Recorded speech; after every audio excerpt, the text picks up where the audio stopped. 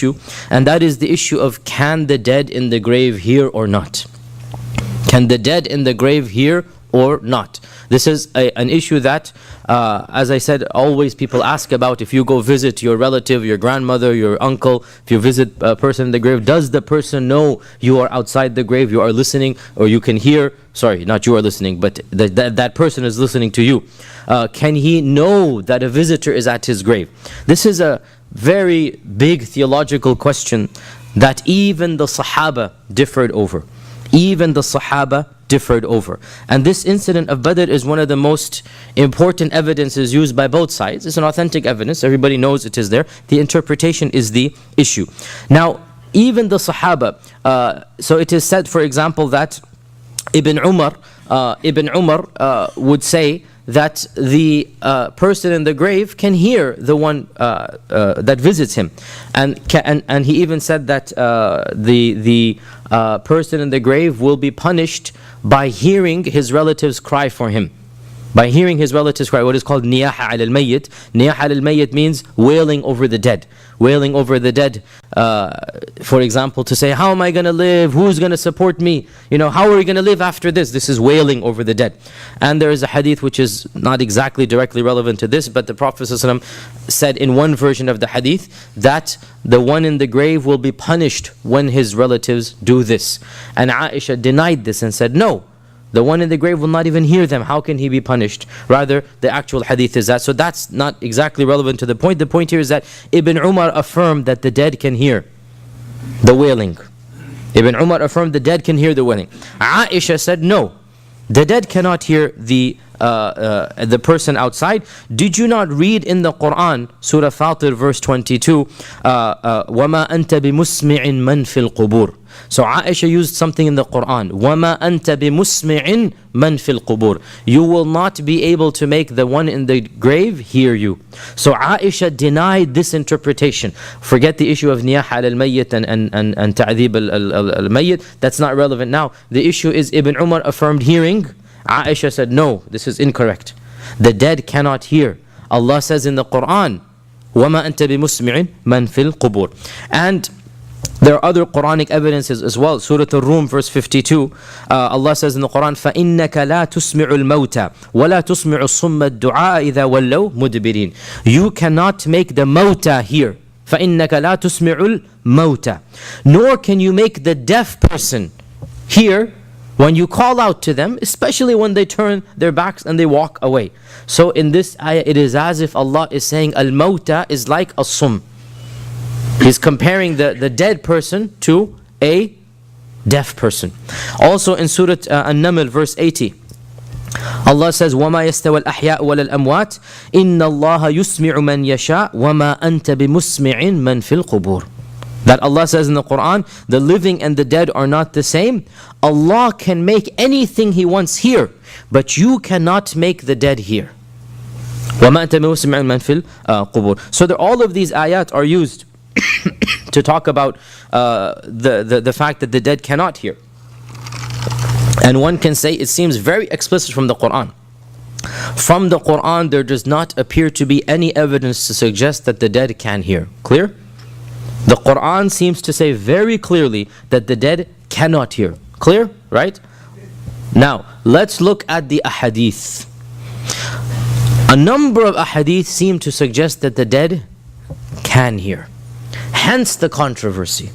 This is why the controversy arises. So, of the ahadith is the hadith in Sahih Bukhari. That is a very long hadith that the Prophet ﷺ mentions what happens to the grave, what happens to the soul when it dies, and a very long hadith. One phrase in it is of relevance to us. That the Prophet ﷺ said that the person in the grave, he hears the footsteps of those who have come to bury him as they return. The one in the grave, when he is buried, this is at the burial. So the Prophet is talking about what happens to the ruh, and it goes up and it goes down. The righteous goes up, the evil goes down. And then Munkar and Nakir, all of this. So in this there's a phrase that the one in the grave will hear the people who have come to bury him as they walk back. He will hear, or she will hear, the soul will hear the footsteps on the ground as they go back to the houses, basically. Right? This hadith is in Bukhari. Pretty clear. pretty explicit, that they will hear the footsteps going back. Another evidence that is used is the famous hadith in Bukhari and Muslim, that the Prophet ﷺ visited Baqi' al-Gharqad, Jannatul Baqi' as we call it, Baqi' al-Gharqad, and he said, Assalamu alaykum, ahla qawmin min al-muslimina wal-mu'minin. So he's saying, Assalamu alaykum. Why would he say Assalamu alaykum unless the people can hear, right? Assalamu alaykum to the people of the grave, Assalamu alaykum. So this is another evidence. Another evidence that is used is the mutawatir hadith, well known in every single book of hadith, that the Prophet ﷺ said that whoever sends salam upon me, Allah will send an angel to tell me that they have given salam, right? Whoever sends salam upon me, an angel will come and tell me that so-and-so is sending salam. There's also a hadith that says, now this hadith is very explicit, whoever passes by the grave of anybody whom he knew and says salam, the one in the grave shall recognize who said salam, and he shall return his salam to him. Now, this hadith is very explicit. However, it is clearly a weak hadith. It is not mentioned in the 6 books. It's mentioned in some of the more obscure books, Ibn Hibban and Ibn Asakir and Tariq Damashq, some of the more obscure books, and it is very clearly a weak hadith. It's not in the famous Kutub al-Sitta or Kutub al-Tis'a. Had this hadith been authentic, then end of story. It's very clear, but it's not authentic. Of the evidences that is used is the hadith of Amr ibn al-As. It's not a hadith, it's his own statement, his own wasiyah, that he's telling his children that when he's telling him what to do after he dies, and one phrase in there says, so when you bury me, stay at my grave for the length of time it takes to slaughter an animal and distribute the meat. Now this phrase, slaughter an animal, distribute the meat, is found in other ahadith as well. It must have been a unit of time for them, right? I mean, they have something, they don't have 20 minutes on a watch. So this is like a phrase that they would use. For the amount of time it takes to slaughter an animal and give the meat out, I would say an expert slaughterer can do it all in half an hour. Is that reasonable? Right? An expert slaughterer can, take a goat in half an hour, just do it and cut it up. Right? In half an hour, 25 minutes, maybe even less, I don't know. So the point being, we have a rough idea that stay at my grave for this amount of time. Half an hour, however it might be. Why? What is Amr ibn, Amr ibn al-As, who is he? The father of Abdullah, the famous Sahabi, the very last Sahabi who can remind me? Come on, I went over the story of conversion. I don't understand, you guys are taking notes. It should be like somebody redeemed you. The last from Mecca, the last who made hijrah, right? The last who made hijrah is Amr ibn al-As. You guys forgot. Of those 3, the last 3 who made hijrah. Allah Azza wa Jalla blessed Amr to be of the last 3 who made hijrah, right? So Amr ibn al-As, when he's about to die, he says, wait at my grave for this amount of time. Why? Asta'nisu bikum. Your presence will calm me down. He's telling his children and his loved ones, stay at my grave, your presence will calm me down. Until once I am calm and recollected, I will be able to answer to Munkar and Nakir when they come. This is a very explicit hadith where he's basically saying, I'm going to be terrified, I'm going to be lonely and scared. Stay with me as friends and comforters for a while. Let me calm down. Asta'nis means to basically get comfort from you, right? Once I am comforted, then I'll know how will I respond to the messengers from my Lord. He didn't say Munkar and Nakir, he said the messengers of my Lord, meaning Munkar and Nakir. Clear? Right? So this is a very explicit hadith that Amr ibn al-As thinks that the people at the grave will give him comfort. Right? This is another evidence that is there. Now, so this is the position, by the way, of many of the scholars. So much so it is said that this is the majority of the ummah. They said that the dead can hear those who visit. Now obviously the dead can hear those who visit, not anybody in the world. Nobody said this, right? The dead, according to this group, if you go visit the grave and you say salam, then the person in the grave will be aware that so and so is sending salam. Okay, now who said this position? This is Jumhur, really, frankly. This is the majority position. I have like 10 names here, some of them. Ibn Hazm, An-Nawawi, As-Suyuti, Ibn Kathir, Ibn Taymiyyah, Ibn Al-Qayyim as well held this position. The both of them held this position as well. Allama Shanqiti in our times. This is a majority position. And Ibn Kathir, a lot of scholars, they held this position, and it is clearly the majority position. Now, of course, their main evidence is the incident of Badr. This is their main evidence. That's why I went into this tangent here. That the Prophet ﷺ explicitly said, what did he say? They can hear me just as well as you can. Right? So this is like the most explicit evidence. And that's why I wanted to go into this, because the incident of Badr is always used to be the most important and the most explicit evidence. Okay. What is the other opinion? In response to this, other people, starting from Aisha radiallahu anha, right? So they have Sahaba and they have Sahaba. Both groups have Sahaba. And both groups have Tabi'un. And both groups have great Imams. And by the way, this shows us that in some issues, even in Aqeedah, there is difference of opinion in Sunni Islam. In some issues, there are a minority of issues, handful of issues. Even in theology, Sunnis differed. And this is one of those issues that the Sunnis themselves differed in. This is not an issue where one Aqeedah says this, Hatta Ibn Taymiyyah, no, nothing like this, right? Even some scholars of the Athari or the Ash'ari tradition on one side, and the other scholars as well on the other side. So this is not something that is a theological dispute. It is something within the Sunni madhahib. So what did the other camp say? On the other side we have Aisha, Umar ibn al-Khattab. We have Qatada. We just mentioned, what did Qatada say? What did Qatada say in this very narration? That he's trying to explain how can the dead hear. So he said Allah brought them back to life. Not that the dead can hear, but he said Allah brought them back to life so that they could hear. Right? Because he could not posit an opinion that says the dead can hear. So what does he say? Allah brought them back to life. This is Qatada's interpretation. This is not the Prophet. This is not the Sahaba. This is Qatada. We have as well the famous Al-Bayhaqi, Ibn Atiyya, Ibn Al-Jawzi, Ibn Qudama, Al-Suhaili, Al-Qadi Abu Ya'la Al-Hanbali, Al-Shawkani. In our times, Sheikh Al-Albani has written an entire booklet on this, that the dead cannot hear, and he has a lot of evidences in there. Now, how do you reinterpret all of these ahadith? We just mentioned more than half a dozen ahadith. What do you do? So, and how do you respond to this? So, firstly, they say that the verses of the Quran are very explicit. Oh, I forgot to mention, how did the other camp interpret those verses? Sorry, I forgot to mention this, right? How did the first camp interpret all of those verses that says the dead cannot hear? I forgot to mention that, right? The dead cannot hear. The Quran says, at least in 3-4 verses, the Quran says the dead cannot hear, right? How did the majority interpret those verses? They have a number of interpretations. The first interpretation is, the meaning of hear is not to hear just hearing, but rather a hearing that will benefit. A hearing that you will follow up to. Not just a physical hearing. And they have an evidence for this, that Allah subhanahu wa ta'ala says in Surah An-Naml verse 81, that you will only cause those to hear, what is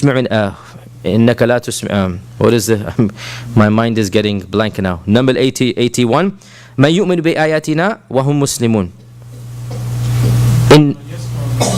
not نسمعه. No, there is no mota here. Naml 81, you will only cause those to hear who believe in our signs. We have 4 huffaz sitting in the audience, and they're all blanked out, including myself. Innaka, I'm telling you the verse, Naml 81. I want to know it because I myself am stumped right now. He's looking up Naml 81. We have 7 iPads, 4 iPhones, 3 real mushafs, and we're still waiting. Naml 81. You'll get it. No, وما أنت بهذا العمي ضلال. إن تسمع إلا من يؤمن بآياتنا فهم مسلمون. Right? إن تسمع إلا من يؤمن بآياتنا.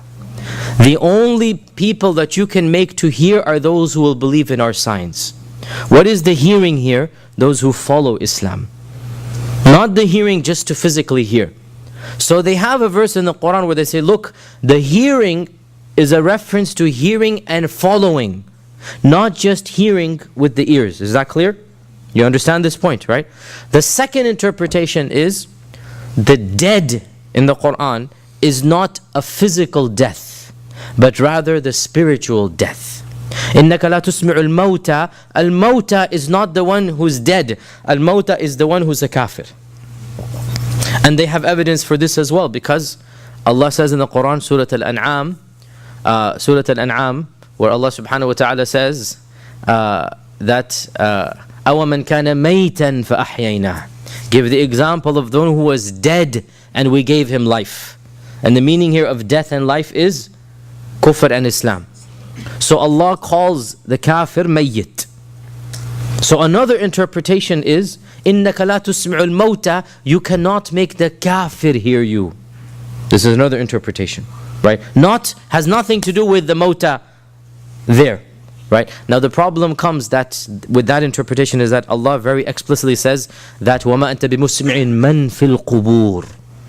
In one ayah he says mawta, but in another ayah he says man fil qubur. And man fil qubur clearly means those who are in the grave. That's very explicit, right? So in any case, that's how they interpreted the ayat of the Quran. Okay, camp number 2, Shawkani and others like him, Ibn Qudama, Al-Qatada, what did they say?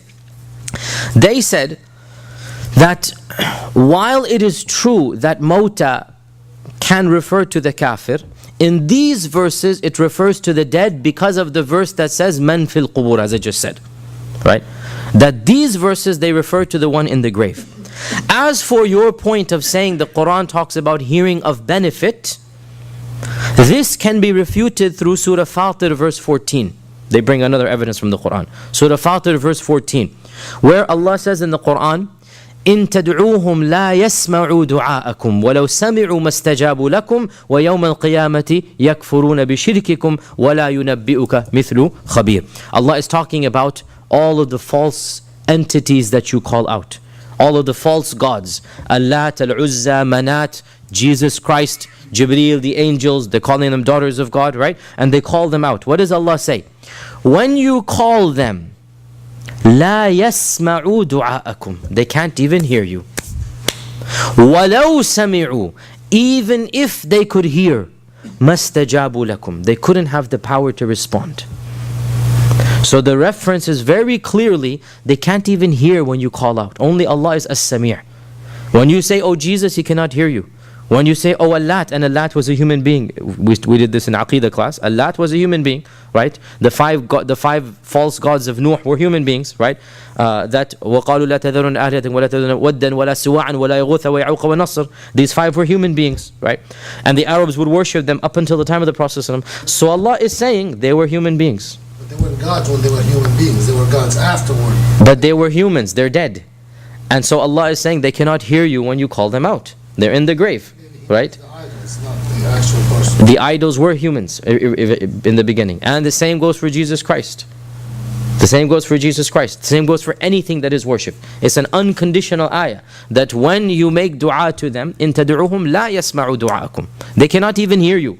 وَلَوْ سَمِعُوا, even if they could hear you, مَا اسْتَجَابُوا لَكُمْ, they couldn't even respond. وَيَوْمَ الْقِيَامَةِ يَكْفُرُونَ بِشِرْكِكُمْ, and on the day of judgment, they will do kufr of your shirk. يَكْفُرُونَ بِشِرْكِكُمْ. You did shirk, they will say we have nothing to do with this shirk that you have done. They will do kufr of your shirk. And this shows us the reference is to entities like Jesus Christ. Because only Jesus and the righteous will يَكْفُرُونَ بِشِرْكِكُمْ. Right. So that's a very explicit verse from the other camp. Now another evidence that they have, how do you explain all of these ahadith? As for the incident of Badr, they say this is the strongest evidence against you and not for you. They changed the incident 180 degrees. How so? They say Umar questioned, how could these people hear when they're dead?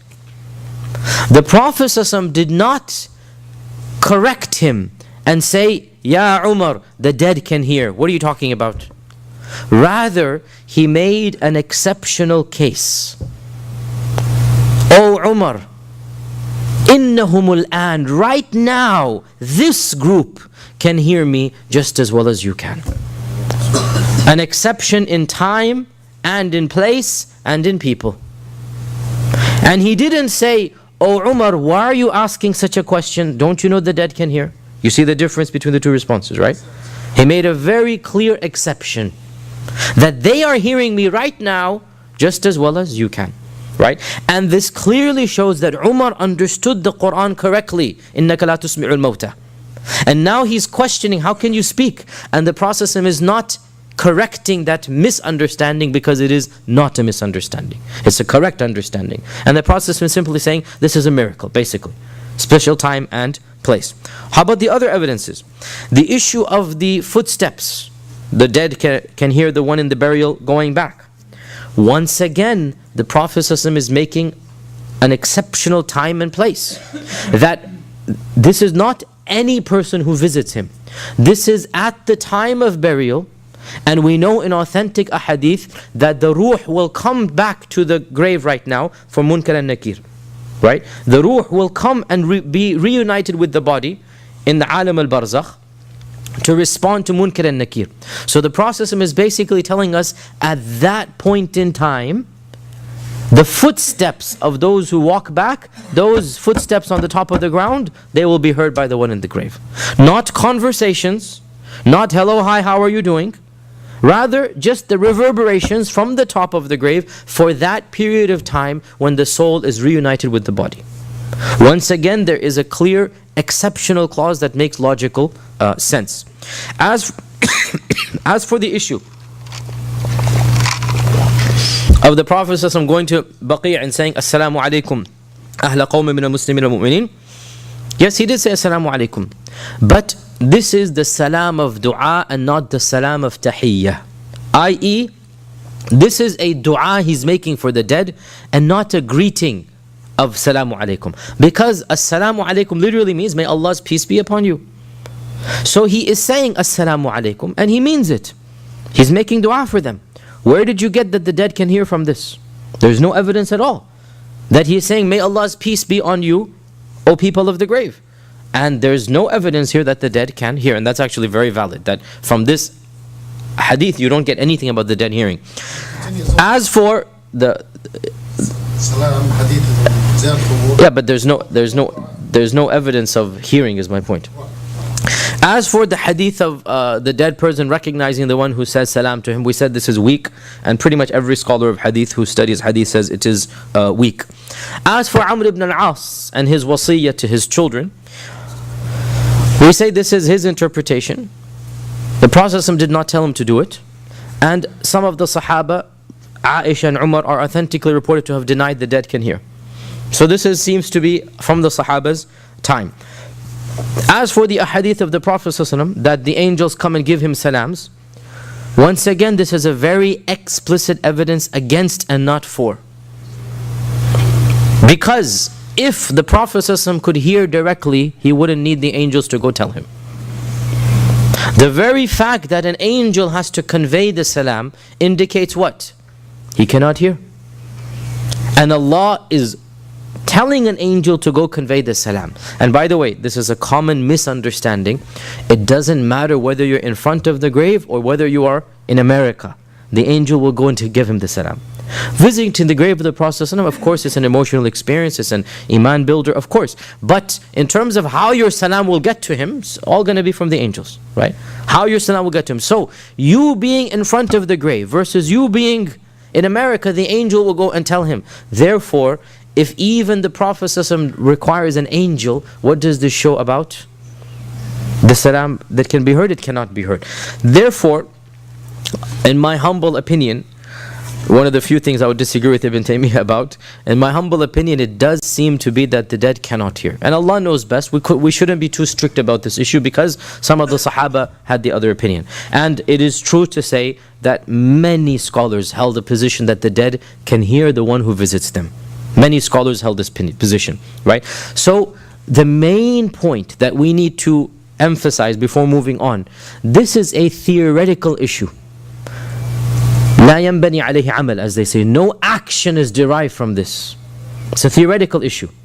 by unanimous consensus, you don't go to the grave and start having a conversation or start asking the dead for your needs, which is shirk, right? Or such jahala you see sometimes in the Muslim world. When somebody is buried, somebody's going to stand there and say, oh, so and so, Munkar and Nakir are going to come, make sure you say that Allah is your Lord. Now you pause for a melodramatic effect. Now say that the Prophet is your Prophet. Then you pause again. Now say that, this is jahala. Wallahi, it's complete stupidity. Who are you to answer on his behalf? I mean, do you really think he needs you to be telling him? And they call this talqeen al-mayyit, right? In many cultures and societies, you will have this talqeen al-mayyit, right? And wallahi, you just wonder how foolish people are. You really think that at this point in time, he can cheat on his exam, right? Because that's what's happening, you know what I'm saying? Like, you're going to cheat on your exam, that somebody's shouting the answer for you, and just because you're shouting, you're going to give the answer. And you really wonder at the mentality of these people. So, what I'm trying to say is, even if you say that the dead can hear in the grave, there's no action that will come from that.